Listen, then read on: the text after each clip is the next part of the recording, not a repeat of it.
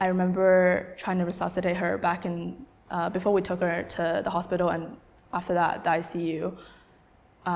Everybody else wanted to keep her alive, but I knew that there was no hope. So that was the point where I honestly just wanted everybody to let her go. Can you share with us more about the passing of his loved one? Okay, so our friend that passed was my grandfather.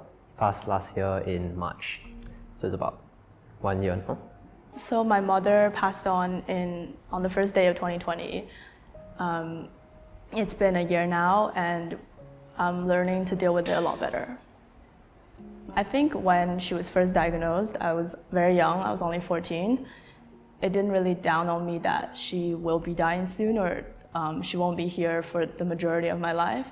I think I always thought that she's a very strong woman and things will get through, and there was a lot of treatment options at the time. And she seems healthy otherwise.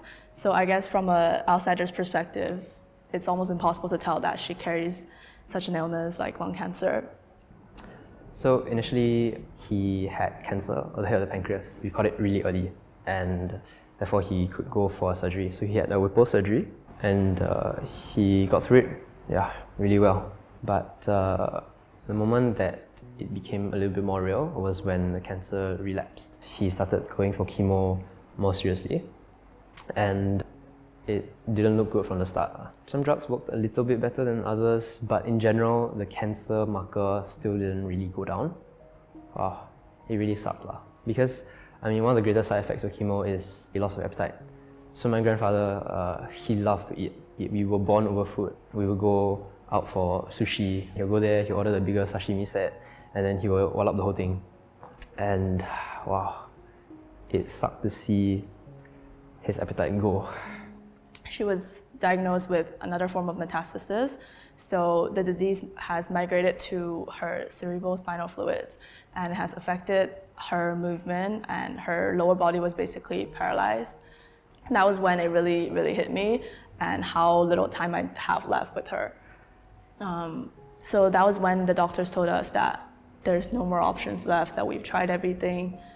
We were quite stubborn, and we still wanted to keep her at the hospital, thinking that there were other options going on.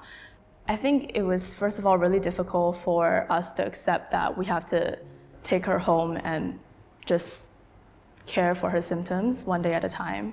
So in about the start of 2020, the doctors realized that the drugs that they're giving weren't working. The cancer was very, very stubborn. Then they had a conversation with him, thankfully. They sent him to the palliative care doctor. So she told him that all the treatments didn't really work, and your cancer has metastasized to your liver. It's probably spread over your body. There is no surgery, no treatment that we can really give you. Right.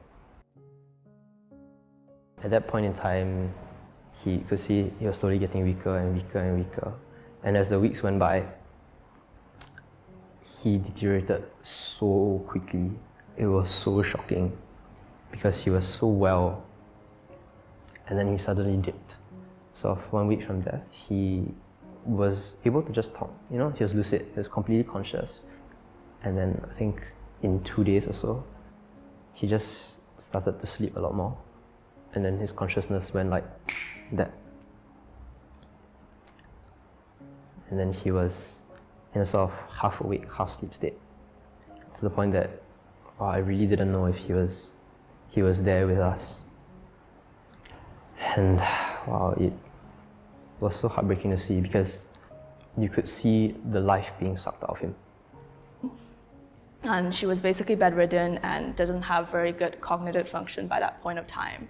So it was more like taking care of a child. I remember I wrote a whole schedule down for everything I need to do of the day from 6 a.m. onwards, when to feed her, when she needs to take her medicine. It was tiring, and it became very robotic for me to just wake up every day and then do this, do that. It was very difficult being a caregiver on someone that you really love, because you just feel like every day she's not getting better, and towards the end, she was not responding when I call her mom, and it was getting really depressing. And I definitely struggled a lot in terms of my mental health.